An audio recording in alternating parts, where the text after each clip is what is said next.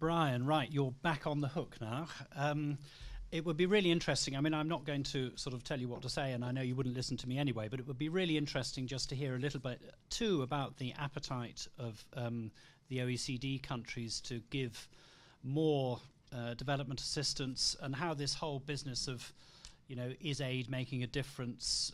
Is it just about kind of supporting hopeless and helpless people and countries, or are people shifting to a different perception of reality, which is actually the developing world is making a fantastic amount of progress in many ways, and how the OECD countries can support that? But over to you. Thank you very much, and I want to say I agree with everything the previous speaker said about the problems, the challenge of getting journalists to focus on this. I'll just add one thing to what he said. When you're talking about development, you're talking about a time frame problem. Development doesn't occur overnight. It occurs over many years and decades, in fact. And if you really look back at what has been achieved over the last 50 years, a dramatic change has occurred in the world. There are many low-income countries that are now middle-income countries. We've halved the infant mortality rate. We've brought clean water. We've achieved the Millennium Development Goal on extreme poverty, et cetera. These are rather dramatic changes, and that's why we're now working with emerging economies that previously were very poor. In fact, one of the OECD members, Korea, was a country that had a $100 US dollar per capita income in 1960. They're now a DAC member and are providing assistance to others. There's no secret, obviously, that we're suffering of the budget crisis that has lingered since 2008, has put a great deal of pressure on OECD members and DAC countries. But in 2010, we reached the high water mark with respect to official development assistance. It was almost $130 billion. And it's gone down some, 2.7% in 2011, even though the nominal dollars have gone up to about $133 billion. That's a lot of money.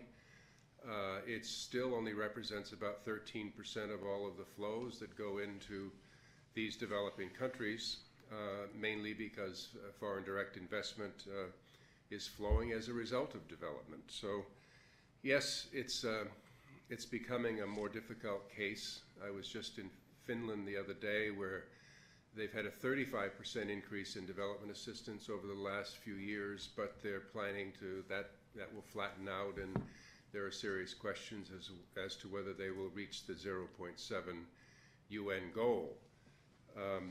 I'll just say one thing about coverage of these issues.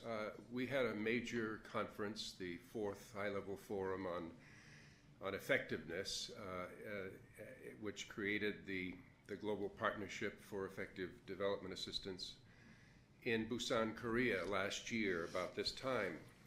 We had about 300 journalists there, very few from the West. There was someone there from The Guardian, thank goodness.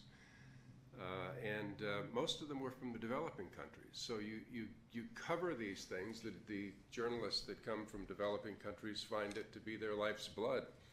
Very important. But very few stories came out of this, despite the fact that the Secretary General of the UN was there, Hillary Clinton, a number of heads of state. It just didn't quite capture the attention. Yet a week later, in Durban, South Africa, there was a great deal of attention to the climate change negotiations. Well, it so happens that we achieved a great deal in Busan, Korea. The climate change negotiations didn't get much of anywhere, and I guess that was the story.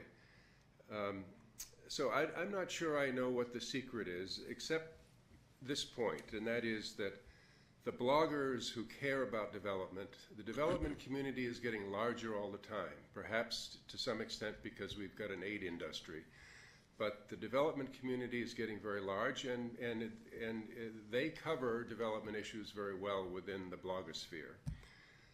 The other point I would make, I guess, about coverage is obviously natural disasters and man-made disasters, such as the one in Syria, are covered a lot by the press. But too often it's only the disaster. It's not the development aspects or the failure of development that is part of the analysis. Many times these conflicts are created because of underdevelopment, because of the stresses of living in a society like that. And I think it's a shame that journalists don't sort of add that to their agenda. I realize if you only have 30 seconds on the evening news, you're not going to be able to get that analytical. However, I think some of the print press should spend a little more time thinking about why these conflicts happen. I'll end there. Okay, Brian, right, here's your mandatory question too.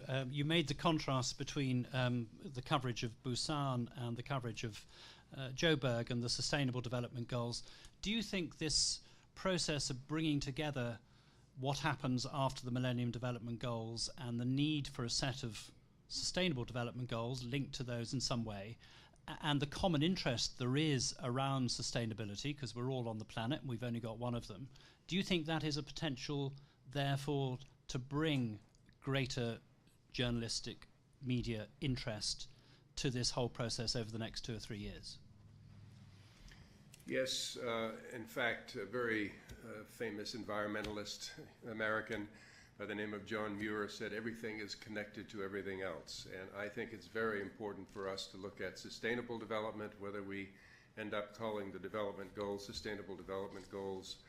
I think we've got to marry the efforts to basically mitigate the effects of greenhouse gases and the climate change problem with the development issues.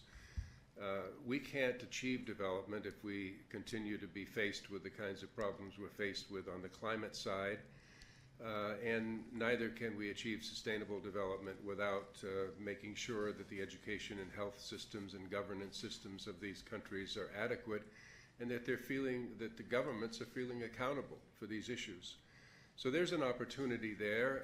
I do think that there's an opportunity in the next few years until 2015 to cover the discussions that are taking place right now with the UN panel. Your Prime Minister is one of the co-chairs of this UN panel. There's an opportunity to cover what's happening there, because this is basically setting the agenda for possibly the next 20 to 30 years for development.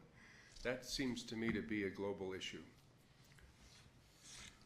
Thanks, Brian, and and just to remind everybody too, of course, that we host the first G8 summit since Gleneagles in the middle of next year as well, and so particularly for the UK media, that might be a point on which to grip. But we can discuss that a little bit later as the conversation continues.